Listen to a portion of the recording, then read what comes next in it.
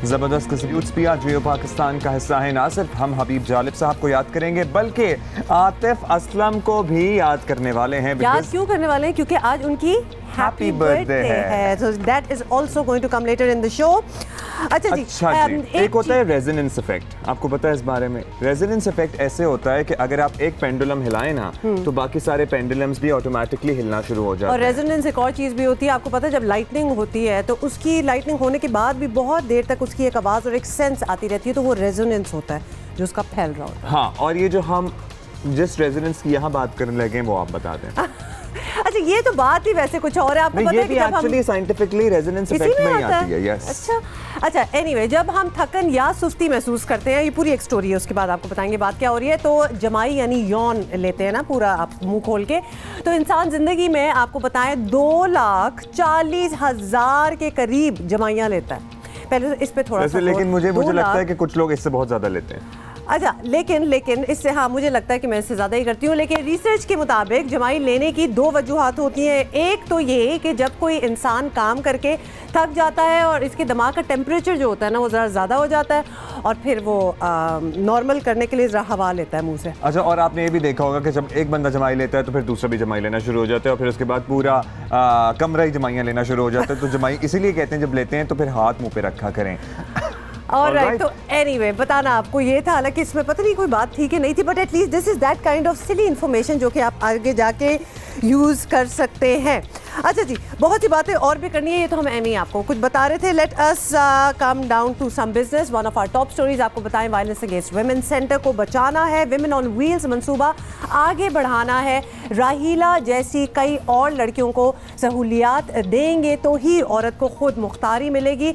अब राहीला कौन है ये भी आपको बताना। वायलेंस अगेंस्ट वुमेन सेंटर की अहमियत पर तो हम मुसलसल बात कर रहे हैं। विमेन ऑन व्हील्स मंसूबे के तहत गुज़श्ता साल पंजाब हुकूमत ने सूबे भर में 3,500 के करीब खवातीन को सब्सिडी पर मोटरसाइकिलें फराहम की और इसका फ़ायदा ये हुआ कि कम आमदनी वाली खवातीन को आने जाने की सहूलत मिली। इन्हीं में से एक लाहौर की स्कूल टीचर राहीला कैसर भी हैं, जिन्होंने हादसे का शिकार वालिदैन के बिस्तर से लग जाने के बाद एक्चुअली घर चलाना था, मजबूरियां थीं। पंजाब हुकूमत के इस मंसूबे से उन्हें हौसला मिला और फिर क्या हुआ आपको बताएं कि राहीला के अलावा भी पंजाब भर में बहुत सी खवातीन मोटरसाइकिल स्कीम के जरिए अपने घरानों की रोजी रोटी का बंदोबस्त करने लगी हैं। और एक खातून का मोटरसाइकिल लेकर बाहर सड़क पर आना कोई आसान काम नहीं है, so don't take it lightly. बड़ा ही मुश्किल ये डिसीजन होता है। खवातीन को जिन मसाइल का सामना है उसमें सड़कों पर हरासा किया जाना, तरबियाती जैसे वर्कशॉप्स होती हैं, और खवातीन ट्रैफिक पुलिस की अदम दस्तयाबी सर फहरिस्त है। खवातीन ट्रैफिक वार्डन्स की तादाद में अगर इजाफा कर दिया जाए तो इससे भी मोटरसाइकिल चलाने वाली खवातीन को बहुत सहूलियात जो हैं वो मिलेंगी। Now let us talk to Raheela, जिनका हम जिक्र कर रहे हैं, जिनको हमने एक एग्जाम्पल इधर लिया हुआ है। विमेन ऑन व्हील स्कीम से फ़ायदा उठाने वाली स्कूल टीचर राहीला कैसर हमारे साथ मौजूद है। बहुत शुक्रिया राहीला, आपने वक्त दिया जियो पाकिस्तान को। सबसे पहले तो हम आपसे ये जानना चाहेंगे कि ये डिसीजन कितना मुश्किल था। ज़ाहिर है घर के हालात ऐसे थे, वालिदैन बीमार थे कि अच्छा ये मोटरसाइकिल की स्कीम निकली है, मैं इस मोटरसाइकिल को ले लूँ, उसके बाद अपनी आमदोरफ्त के लिए कम से कम किसी पे डिपेंडेंट ना रहूँ। ये फैसला लेना ही कितना मुश्किल था आपके लिए? बिस्मिल्लाहिर्रहमानिर्रहीम। बहुत शुक्रिया आप लोगों का, आपने मुझे एक मौका दिया। मेरे लिए ये फ़ैसला कभी भी मुश्किल नहीं था, क्योंकि मैं हमेशा एक ऐसी चीज़ चाह रही थी जो मुझे एम्पावर करे, अपनी फैमिली को सपोर्ट करने के लिए और ख़ुद को भी सपोर्ट करने के लिए। तो इसलिए मुझे नहीं लगा कि ये मेरे लिए मुश्किल था। दूसरी चीज़ ये थी कि मेरे पेरेंटल साइड जो थी वो बहुत सपोर्टिव थी, ख़ासतौर पे मेरे फादर बहुत सपोर्टिव रहे इस मामले में। तो जैसे ही ये इनिशिएटिव जो गवर्नमेंट ने लिया, हमारी एक्स गवर्नमेंट ने, वो सामने आया तो मैंने फ़ौरन से उसको अडॉप्ट किया। अच्छा राहीला, ये भी बताइए कि अब तो आप जानती हैं वो डिफरेंस कि जब आप मोबाइल नहीं थी, जब आपके पास बाइक नहीं थी, आप नहीं चलाती थी और डिपेंडेंट थी किसी और पे कि आपको इधर से उधर लेके जाया जा सके, और फिर जब डिपेंडेंसी आ जाती है तो दिमाग भी ज़रा कम काम करना शुरू हो जाता है कि अब हम क्या करें, क्योंकि ऑप्शंस नज़र नहीं आ रही होती। वो डिफरेंस बताइएगा कि अब आप बिल्कुल मोबाइल हैं, यू आर इंडिपेंडेंट, और पहले आप नहीं थी, तो वो क्या लगता होगा उन ख़वातीन को जो कुछ करना चाहती हैं लेकिन वो कर नहीं सकती? देखिए हुमा, ट्रैवलिंग जो है वो हमेशा से एक पेनफुल एक्सपीरियंस रहा, ख़ासतौर पे फीमेल्स के लिए। और मोबिलिटी के बगैर कोई भी काम हम नहीं कर सकते। इसमें जब मैं कंपैरिजन करती हूँ अपनी पहली लाइफ का और अब वाली लाइफ का, तो मुझे एक रेवोल्यूशन की तरह लग रहा होता है। I feel relax. इसने बहुत सारी चीज़ों को सेट किया और बहुत सारी चीज़ों में मुझे हेल्प आउट इस तरह भी किया। मेरा टाइम सेव हुआ, इकोनॉमिकली मुझे बहुत ज़्यादा फ़ायदा हुआ। अगर मैं कोई रिक्शा हायर कर रही होती थी या वैन हायर कर रही हूँ या अपनी कोई इस तरह प्राइवेट गाड़ी हायर करती हूँ, तो उसके लिए मुझे बहुत ज़्यादा पे करना पड़ता था।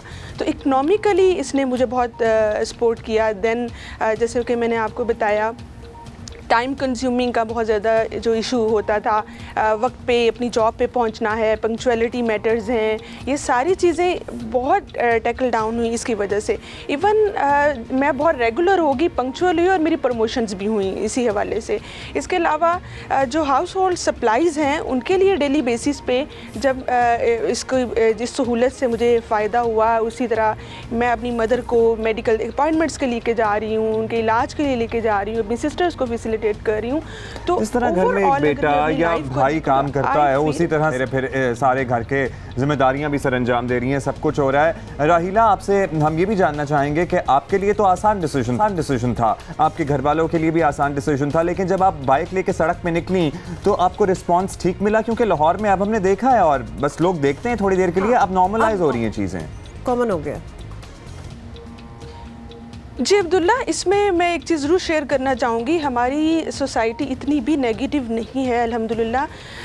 और अभी जो जब ये स्ट्रगल स्टार्ट हुई थी तो तब ये बहुत आसान नहीं थी। उसके लिए वीमेन ने बहुत ज़्यादा स्ट्रगल की थी, टॉक्स हुई थी, डिबेट्स हुई थी और बहुत सारे ग्रुप्स हुए थे जो इसमें शामिल हुए इसको सपोर्ट करने के लिए।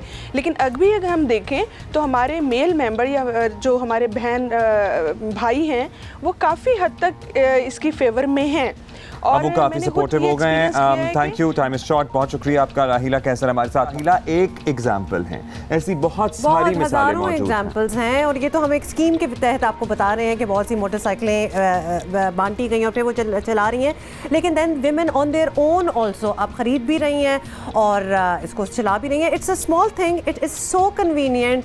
और आपकी मतलब जो माइंड सेट है, जिस तरह राहिला भी बताती हैं, किस तरह चेंज हो जाता है। आप सडनली ऑप्शंस देखना स्टार्ट हो जाते हैं कि आप क्या कर सकते हैं क्या नहीं, जब एक आप मोबाइल हो जाए, मोबिलिटी आपके पास आ जाए। अच्छा जी, टाइम कम है और जल्दी से जी फोटो सेशन हो गया। तो अब काम की बात पे आ जाते हैं। ना कोई डील हुई, ना नवाज शरीफ के आगे किसी समझौते का इरादा रखते हैं। बिलावल भुट्टो भी जेल से यही पैगाम लाए हैं। और अब तो हुकूमत को समझना चाहिए, साबिक वज़ीर आज़म की सेहत पर सियासत अफसोसनाक हो गई। पीपल्स पार्टी के चेयरमैन बिलावल भुट्टो जरदारी ने कोट लखपत जेल में साबिक वज़ीर आज़म नवाज शरीफ से 1 घंटे से ज़ायद मुलाकात की और मीडिया से गुफ्तगू में बिलावल का कहना था कि नवाज शरीफ से मिसाक जमहूरियत पर बात हुई, वो अपने असूलों पर कायम हैं, लगता नहीं कोई डील हुई है।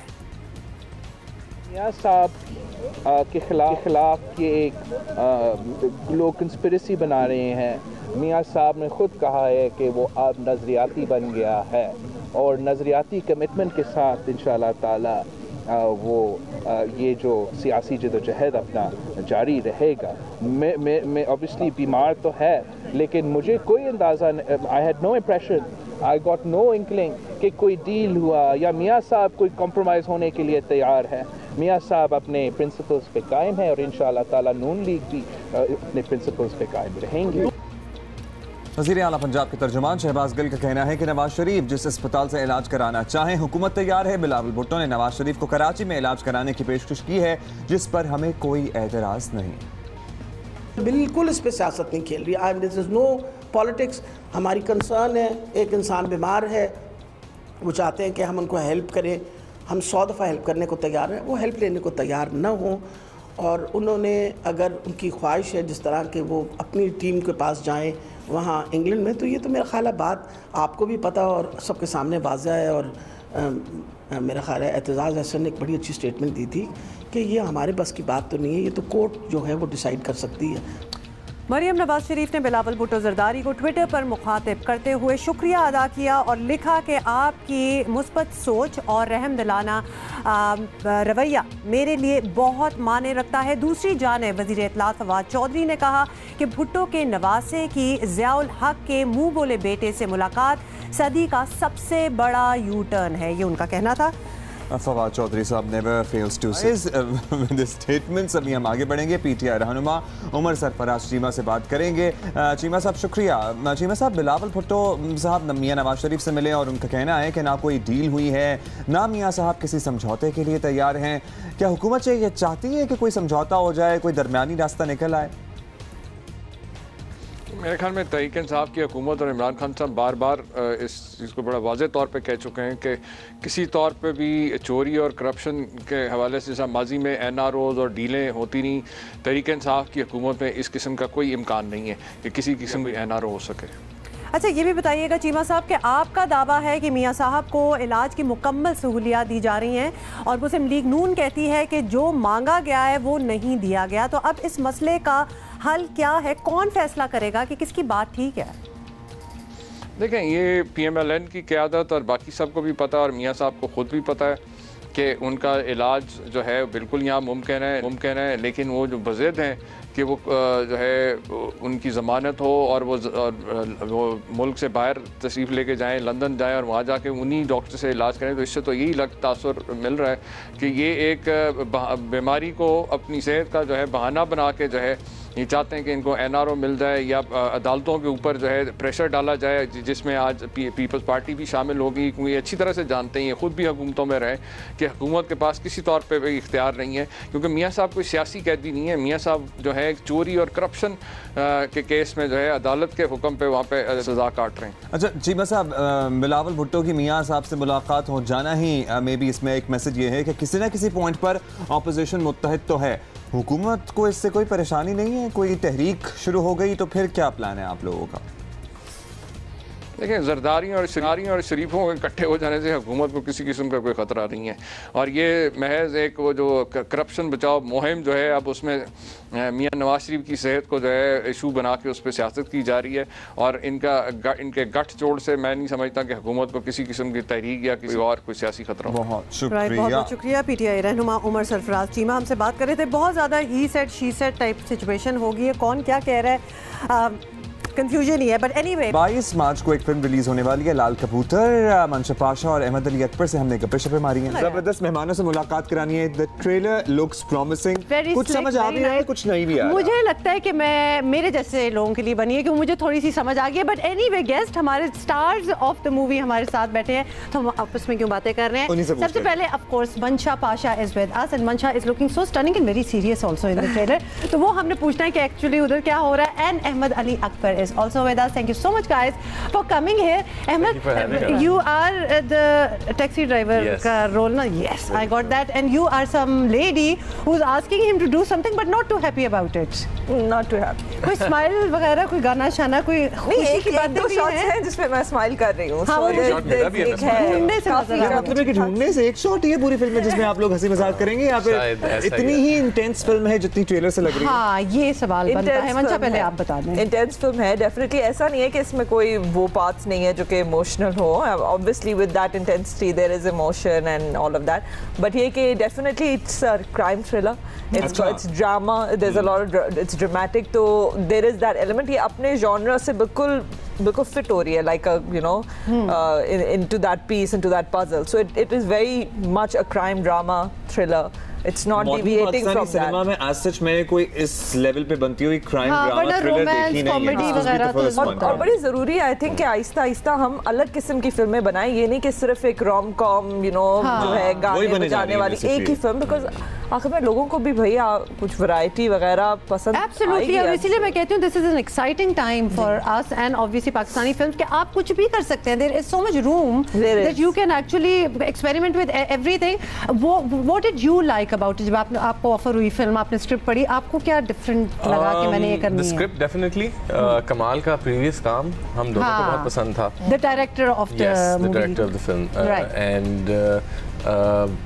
एंड द प्रोसेस जो हमने किया So all of that was very exciting. But the script, absolutely. So this is shot in Pakistan and it's shot in Karachi. It's shot in Karachi. Ahmad, बड़ा एक्शन भी हमने देखा है, तो बड़े पर्दे पे एक्शन करना किसी भी हीरो का वैसे ख्वाब होता है। हाँ, तो आपके जहन में भी वो था कहीं ना कहीं at the back of your mind कि हाँ भाई हीरो बन गए हैं अब, कि आप पंचेस वंचेस किक्स कुछ लगाने को मिलेंगे। उम्र से स्टंटमैन की वर्कआउट रूटीन देख रहा हूँ कि वो क्या करते थे, because I actually wanted to become a stuntman at one point. There you go. And now I did some. This is up your alley फिर तो ये movie. पर्ची, the film I did previously, उस पे भी मैंने stunts कुछ किए and I did them all myself. तो वैसे इसमें होता क्या है, क्योंकि हम काफ़ी मूवीज़ अब तो पाकिस्तानी तो अब हमने देखना स्टार्ट किए हैं, इस तरह लगे हॉलीवुड वगैरह देखते थे, तो इतना रियलिस्टिक पंचेज, मतलब लड़ाइयाँ, तो you train for it या it comes naturally? Yeah, you have to understand the camera, you have to understand how it's shot, you have to understand कहाँ से, and you have to know कि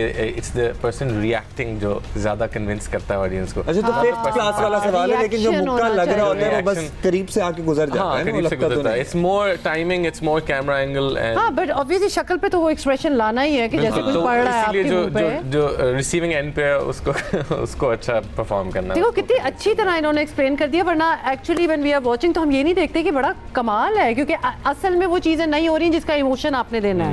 और जिसको थप्पड़ पड़ रहा है उसका रिएक्शन सबसे ज्यादा। कुछ चीजें ऐसी हैं जो आप देखेंगे जो फुल फ्रेम में होती है, जिसमें छुपाया नहीं जा सकता, फिर वो आपको करना होता है। अच्छा, आप भी कुछ कम नहीं है, because you have done some very diverse roles और बड़ी खूबसूरती से आपने निभाए हैं। पहली फिल्म के लिए भी आप यहाँ मौजूद थी, चले से साथ, और चले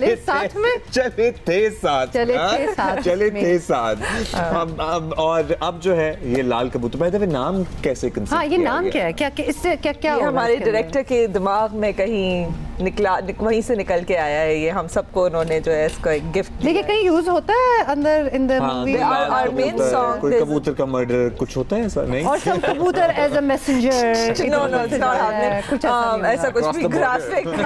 birds were not harmed during the making of this film. Very nice to let everybody no.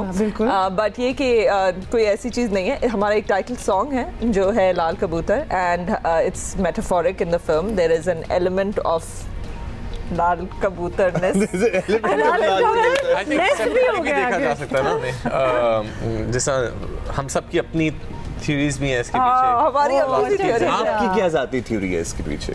लाल कबूतर को लेके अगर मैं बता दूंगी तो फिर आपको तो फिल्म समझ आ जाएगी। बट ये है जो मैंने सबसे ज्यादा एंजॉय किया, it is the people actually making their own theories. Were their second thoughts about the script के जब स्क्रिप्ट मिला कि हाँ भाई पाकिस्तान में तो रोम कॉम ही चलती हैं और वही 3 दोस्तों या 6 दोस्तों और वो टूर पे निकल जाएं या थाईलैंड चले जाएं, कुछ भी ऐसा कर लें?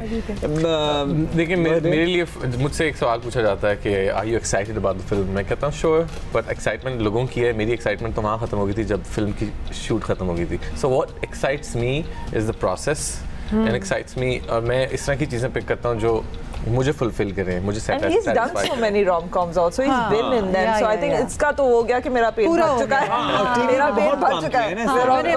Exactly, for the silver screen you want to do something जो बिल्कुल different है, that sets a mark, and I think this film will set I think after this I need to do a rom-com। मैंने बहुत serious roles किए हैं, बिल्कुल opposite of our career trajectories are very opposite actually, because I'm known for more of my serious you know characters, I'm known to play that, and he's known more for you know like romantic comedies on screen। डर नहीं लगता वैसे दोनों का, अगर एक तरह का काम करते जाओ तो आप टाइपकास्ट थोड़े से हो जाते हैं? if you've done many romantic movies, डर नहीं लगता, लेकिन पता है कि हो जाते हैं। तो फिर लगता है कि कन्विंस, अब मैं कैसा लगूंगा ऑडियंस को, मैं कन्विंसिंग लगूंगा कि नहीं लगूंगा? I think actually in his case तो then that makes for certain कि he's going to do good, because एक चीज आपकी देखी गई है, जैसे ही आपकी एक बिल्कुल अलग शक्ल देखी जाती है तो लोग हमेशा कहते हैं कि यार ये तो बड़ा अच्छा you know like इतना अच्छा काम है। ट्रेलर में he looks very convincing. He looks very convincing. For sure. So I think actually it's harder to keep doing something different in the same thing.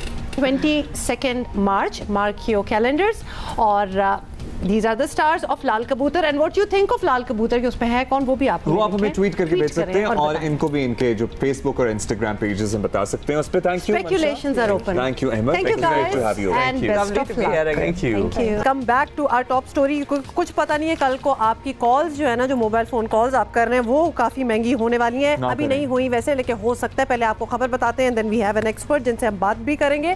तो आपको जल्दी से बताएं कि हुकूमत का मोबाइल कंपनियों के लिए स्पेक्ट्रम लाइसेंस के इजरा से ठीक ठाक रकम बनाने का इरादा है और सार्फिन के लिए मोबाइल सर्विसेज का इस्तेमाल महंगा हो सकता है। तो अभी हुआ नहीं है, हम वैसे ही आपको वार्न कर रहे हैं। मोबाइल फ़ोन कंपनियों के लिए स्पेक्ट्रम लाइसेंस की तजदीद का वक्त आ गया है और ज़राए बताते हैं कि कीमत के मामले में हुकूमत और मोबाइल कंपनीज के दरमियान डेडलॉक है और हुकूमत इस नीलामी से तकरीबन $2 अरब कमाने का इरादा रखती है। मोबाइल फ़ोन कंपनियों का मौक़िफ़ है कि ये कीमत बहुत ज़्यादा है और अगर इसी कीमत पर ख़रीदारी हुई तो ना सिर्फ कंपनियां माली मुश्किलात का शिकार हो सकती हैं, बल्कि इसका बोझ सार्फिन पर भी आएगा। और इससे पहले नीलामी नून लीग के दौरे हुकूमत में की गई थी।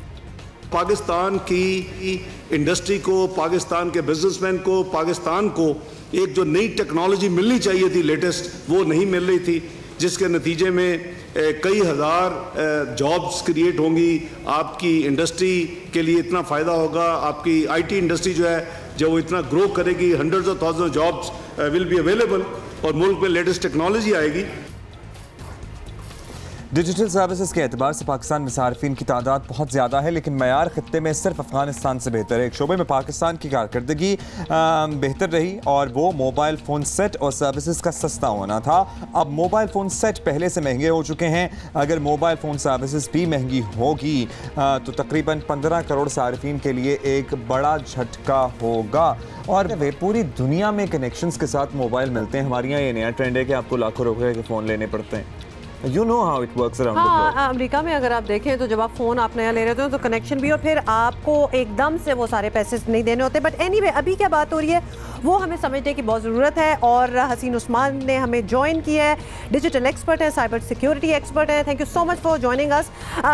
ये बताइएगा स्पेक्ट्रम लाइसेंस जिसकी सारी ये तगोदो हो रही है, ये है क्या? ये 3G 4G 5G वाला सीन है? जी मैं थोड़ा सा स्पेक्ट्रम को एक्सप्लेन कर देता हूँ। इलेक्ट्रोमैग्नेटिक स्पेक्ट्रम क्या है या आप स्पेक्ट्रम क्या है, ठीक है। ये वायरलेस की रेंजेस होती हैं जिसको बेसिकली ऑक्शन किया जाता है, इसको सेल किया जाता है। इसमें डिफरेंट कंपनीज आके इन वायरलेस रेंजेस को यूज़ करते हुए, इनकी फ्रिक्वेंसीज़ को यूज़ करते हुए अपना नेटवर्क डिप्लॉय करके आपको सर्विसेज देती हैं। सबसे पहले लाइसेंस की अगर हम बात करें तो 1989 के अंदर पाकटेल के पास लाइसेंस आया। जैज़ की अगर हम बात करें तो 1992 में हमारे पास जैज़ मार्केट में आया। 1999 में यूफोन हमारे पास आया और 2004 में टेलीनॉर मार्केट में आया और फिर उसके बाद 2007 के अंदर जो है वो जोंग ने पाकटेल को जो है वो टेक ओवर किया। इस वक्त अगर हम पाकिस्तान की बात करें तो इस वक्त हमारे पास 155 मिलियन यूज़र्स हैं। इनफैक्ट 155 मिलियन यूज़र सब्सक्राइबर्स जिसकी हम बात करें, ठीक है, जिसको मतलब आप कहें कि जी आपके सेलुलर यूज़र्स हैं, जिसके अंदर 63 मिलियन जो है वो 3G 4G यूज़र्स हैं और 65 आपके ब्रॉडबैंड यूज़र्स हैं। अब अगर इस 155 को अगर हम डिवाइड करें, जो हमारे 4 ऑपरेटर्स और पाकिस्तान में मेनली चल रहे हैं, तो 56 जो मिलियन जो हैं वो जैज़ के पास है। नहीं, let's not go into that detail कि हम किस ब्रांड के पास कितने यूजर्स हैं, लेकिन अभी भी brands are operating at 3G, which is very surprising at this day and some at 4G also. Yes, a few with 3G, जो कि बड़ा ही हैरान कौन है। बिल्कुल, देखें इसमें बेसिकली इसकी जो रीज़न है वो ये है कि जितना आपके पास रेशो है, ये 3 अभी हमारे पास जो है ऑपरेटर्स के लाइसेंस रिन्यू होने, लाइसेंसेज इन फ्रिक्वेंसीज़ के ऊपर 10 साल और 15 साल के एक सर्टेन फ्रिक्वेंसी के बाद जो है वो रिन्यू किए जाते हैं। अभी जो 3 आपके ऑपरेटर्स हैं जिसके अंदर आपके पास जैज़ है, आपके पास टेलीनॉर है और आपके पास जो है वो जोंग है, जिनको अभी लाइसेंस जो है वो रिन्यू करने। अब इसके अंदर बेसिकली ये है कि गवर्नमेंट जो है वो उनको जो प्राइस ऑफ़र कर रही है जिस वो बहुत ज़्यादा है।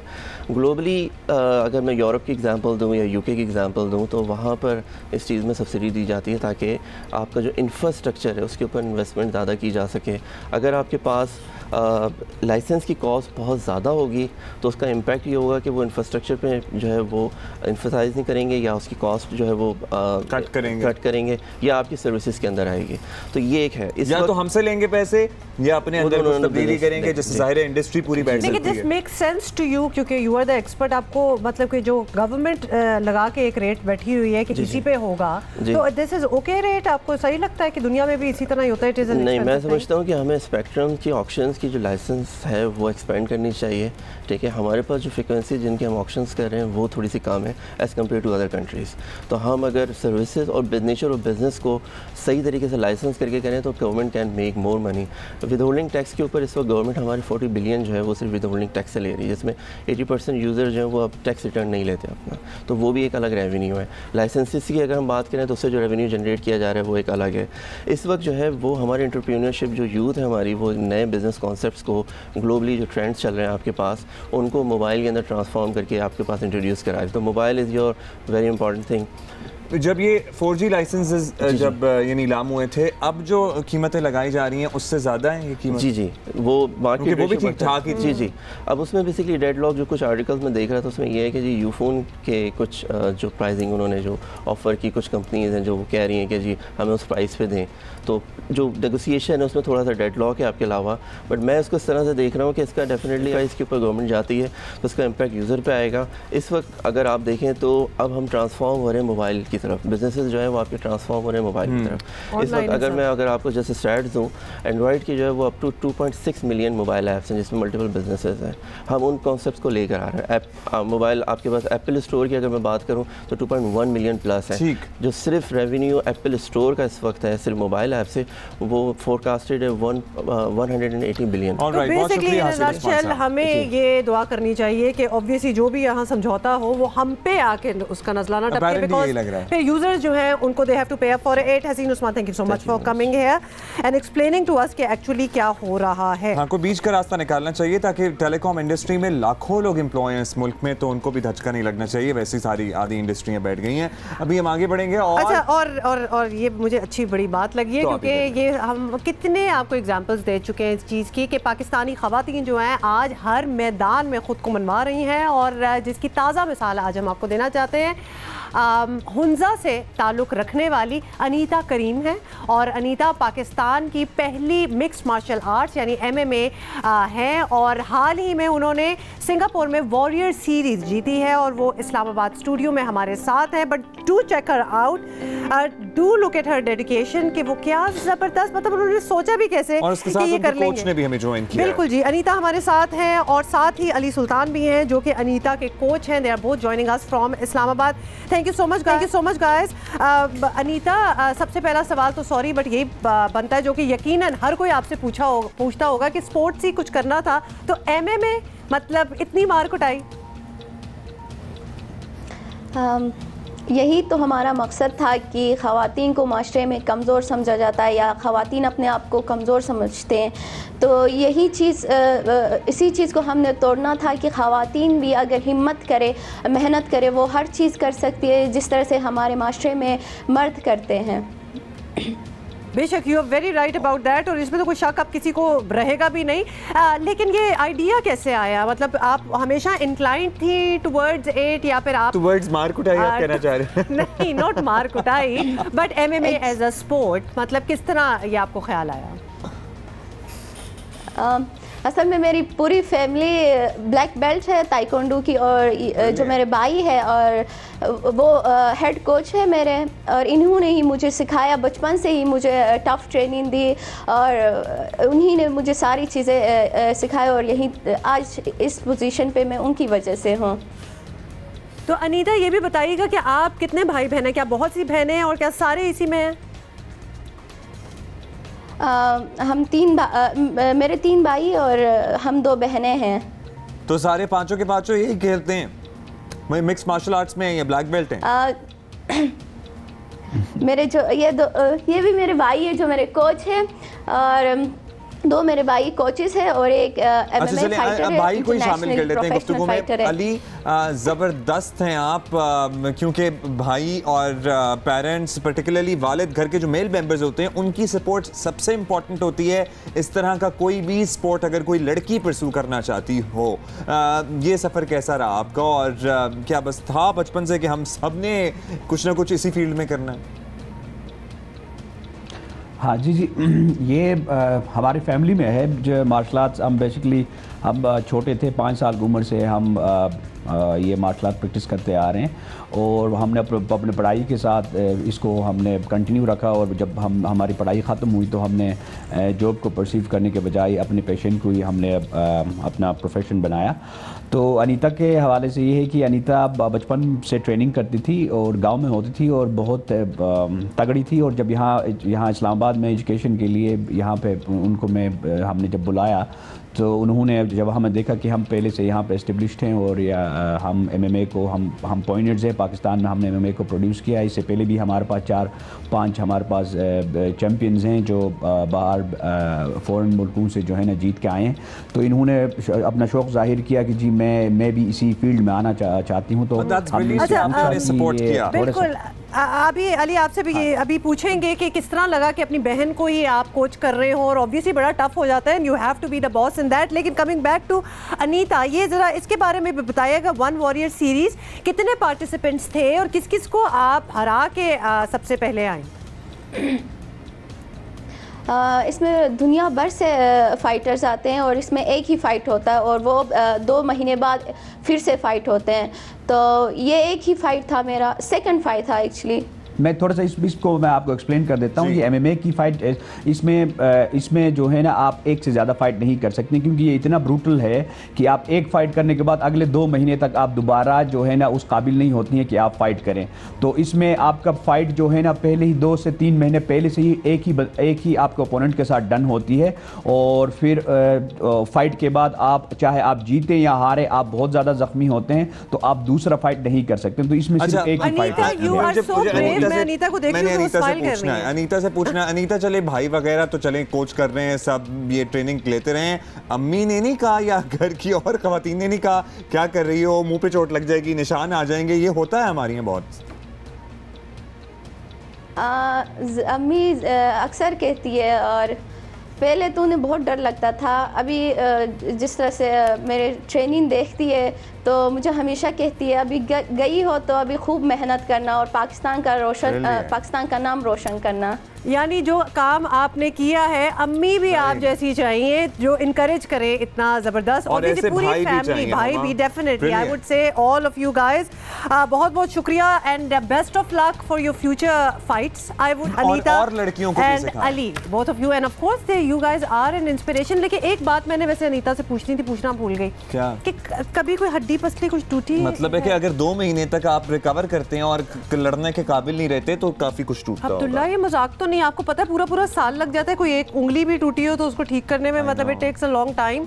बहुत बड़ा दिल चाहिए आपको, टाइम बहुत कम है, बहुत सी बातें आपसे करनी है। तो जल्दी से आपको बताएं कि नंदीपुर पावर प्रोजेक्ट केस में राजा परवेज अशरफ और बाबर अवान समेत 7 मुल्ज़मान पर फर्द जुर्म आयद हो गई है। कौमी खजाने को नुकसान पहुंचाने वालों के खिलाफ कार्रवाई के साथ साथ पैसा भी वसूल होना चाहिए। इस्लामाबाद की एहतसाब अदालत ने नंदीपुर पावर प्रोजेक्ट रेफरेंस में साबिक वज़ीर आज़म राजा परवेज अशरफ और साबिक वज़ीर कानून बाबर अवान समेत 7 मुल्ज़मान पर फर्द जुर्म आयद कर दी और मुल्ज़मान पर नंदीपुर प्रोजेक्ट में ताख़ीर की वजह से कौमी खजाने को 27 अरब रुपए नुकसान पहुँचाने का इल्ज़ाम है।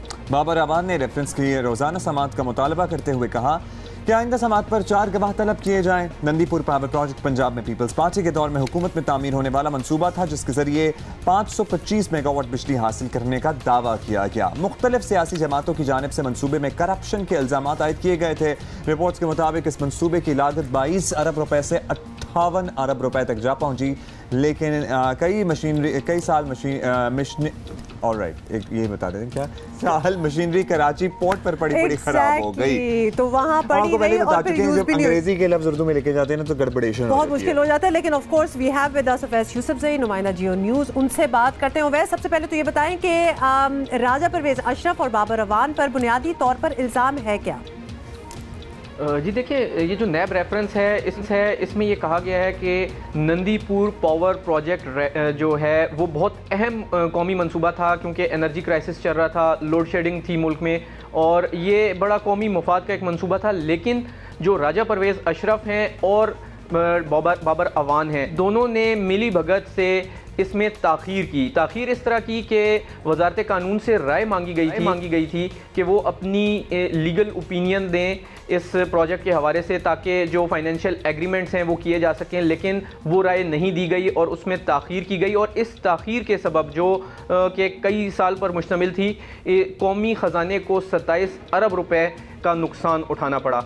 तो इस नुकसान के बायस ये रेफरेंस दायर किया गया है और इसमें जो मेन एक्यूज़ हैं वो राजा परवेज़ अशरफ और बाबर अमान हैं, जबकि दीगर जो हैं लोग उनको भी शरीक मुल्ज़िम बनाया गया है, लेकिन भारी जिम्मेदारी जो है जो रेफरेंस की है वो इन 2 मुल्ज़िम होती है। उवैस, अगर मुल्ज़िमान कसूरवार निकले तो फिर क्या सज़ा मिल सकती है उन्हें, और नाब क्या समझती है कितनी रकम रिकवर कर लेगी? जी देखें, जो इन पर इल्ज़ाम है 27 अरब रुपए कौमी ख़जाने को नुकसान पहुंचाने का इल्ज़ाम है। अगरचे ये इस तरह का इल्ज़ाम तो है नहीं कि इन्होंने कोई करप्शन करके वो पैसे ख़ुद कमाए और फिर उससे कोई जायदाद बनाई। अगर इस तरह की सूरत हाल हो तो फिर तो वो जो मुतलका एसेट होते हैं वो ज़ब्त कर लिए जाते हैं। लेकिन जब सूरत हाल इस तरह की हो जिसमें इल्ज़ाम हो कि नेगलिजेंस है, इख्तियारात का गलत इस्तेमाल है, इनके पास एक इख्तियार था लेकिन उन्होंने वो एक्सरसाइज नहीं किया और उससे ताख़ीर के सबब चूँकि ये सारा नुकसान हुआ, तो अब ये अदालत की सवाबदीद है कि वो इनको अगर ये जुर्म साबित होता है तो सज़ा सुनाए और सज़ा के साथ साथ जुर्माना इन पर आयद करे। और वो जो जुर्माना है उसकी रिकवरी का जो तरीका होगा वो यही है कि वो जमा कराया जाएगा कौमी ख़जाने में और उससे नुकसान ये पूरा किया जाएगा। ये अदालत की सवाबदीद है कि वो कितना जुर्माना करते हैं। अमूमन तो यही देखा गया है कि अगर कोई इस तरह का केस हो तो उसमें रकम की एम्बेजलमेंट या नुकसान शो हो रहा हो तो कोर्ट अमूमन उतना जुर्माना आयद कर देती है मुल्ज़मान पर। बहुत शुक्रिया आपका अवैस यूसुफज़ई। और पीछे आपने देखा हमारे कितनी खूबसूरत तब्दीली आई है। It's beautiful. इसके बारे में भी हमें बताएं कि कैसा लगा। अच्छा जी, जल्दी से आपको बताएं कि भारत में बीजेपी की पाकिस्तान दुश्मनी मुसलसल बढ़ती जा रही है और पुलवामा हमले के बाद से बीजेपी की कोशिश है कि वो हर मैदान में पाकिस्तान से नफरत की पॉलिसी को आगे बढ़ाए। पुलवामा हमले के बाद मुंबई समेत कई क्रिकेट एसोसिएशंस ने अपने स्टेडियम्स और क्लब से वज़ीर आज़म इमरान खान की तस्वीरें हटाई हैं, मगर बंगाल क्रिकेट एसोसिएशन के सदर शाहरुख गंगुली ने अभी तक बीजेपी के सख्त प्रेशर के बावजूद ऐसा नहीं किया। और दूसरी जानिब एसोसिएशन का बीजेपी विंग जो है गंगुली पर इमरान खान की तस्वीर हटाने के लिए दबाव डाल रहा है। लेकिन गंगुली कह रहे हैं कि वो अभी तक अपनी पोजीशन पर एक कदम भी पीछे नहीं हटे हैं। सो यस, आपको पता है ये ममता बनर्जी जो हैं, ये जो बीजेपी पॉलिसी है उसके खिलाफ भी काफ़ी आवाज़ बुलंद करती रहती हैं। अभी हम आगे बढ़ेंगे। आपको पता है ना, भारतीय क्रिकेट टीम ने ऑस्ट्रेलिया के खिलाफ तीसरे एक रोज़ा मैच के दौरान वो आर्मी कैप्स पहनी थी और हार भी गए थे और सब कुछ हुआ था, तो वहाँ उनको तो इजाज़त मिल गई है सब कुछ करने की। आईसीसी ने अब ये डिक्लेयर किया है कि एक्चुअली इन्होंने हमसे इजाज़त मांगी थी और ये इजाज़त भी इसलिए मांगी थी बिकॉज ऑब्वियसली पुलवामा अटैक था और वो ट्रिब्यूट देना चाहते थे, उसके अलावा फंड रेजिंग भी करना चाह रहे थे, तो लिहाजा हमने उनको इजाज़त दे दी कि आर्मी कैप पहने। लेकिन पाकिस्तान ने आईसीसी से भारतीय टीम के आर्मी कैप्स पहनकर मैच खेलने पर एहतजाज करते हुए एक्शन लेने की दरख्वास्त की है और चेयरमैन है पीसीबी के एहसान मानी, वो कहते हैं कि ये ट्रिब्यूट या ये फंड रेजिंग नहीं थी, इसका मकसद कुछ और ही था। वी ऑल नो कि क्या मकसद था इसका। It negates the whole idea of sports जो कि is beyond boundaries, beyond religion, beyond wars and peace and everything. मतलब ये स्पोर्ट होना चाहिए। तो अब ये आप आर्मी वहां ना बूट पहन के फिर पहुंच जाए स्टेडियम में। Anyway, अच्छा, और आपको पता है ना, इससे पहले जितनी भी इस तरह की ट्रिब्यूट्स देने की या फिर मैसेज देने की कोशिश की गई है प्लेयर्स की तरफ से, उस पे आईसीसी ने बड़े सख्त एक्शन लिए हैं। और जो कि इससे बहुत ज्यादा इनोसेंट और पीसफुल मैसेजेस से, जैसे let us not forget south African player Imran Tahir, जिन्होंने अपने एक मैच के बाद, और उस वक्त जुनैद जमशेद जो हैं उनका वो प्लेन क्रैश हुआ था, तो उन्होंने अपनी एक नीचे टी शर्ट पहनी थी जुनैद जमशेद की and he showed it during a match और उन पे फाइन लग गया था। भला क्यों भाई? वो तो एक ऑनर ही कर रहे थे ना। एक मोइन अली इंग्लैंड के प्लेयर हैं, उन्होंने इंग्लिश क्रिकेट बोर्ड से इजाजत लेके सेव गाजा का एक रिस्ट बैंड पहना था, जिस पे फिर आईसीसी ने इंग्लिश क्रिकेट बोर्ड का ये डिसीजन ओवररूल कर दिया था, उनको भी मना कर दिया एक बात है, आईसीसी को ये पता होना चाहिए कि द पीपल आर वाचिंग, और सारा ये जो बायस्ड इन लोगों के फेवर करते हैं ना, ये हमेशा से इंडिया बहुत नजर आना स्टार्ट हो गया।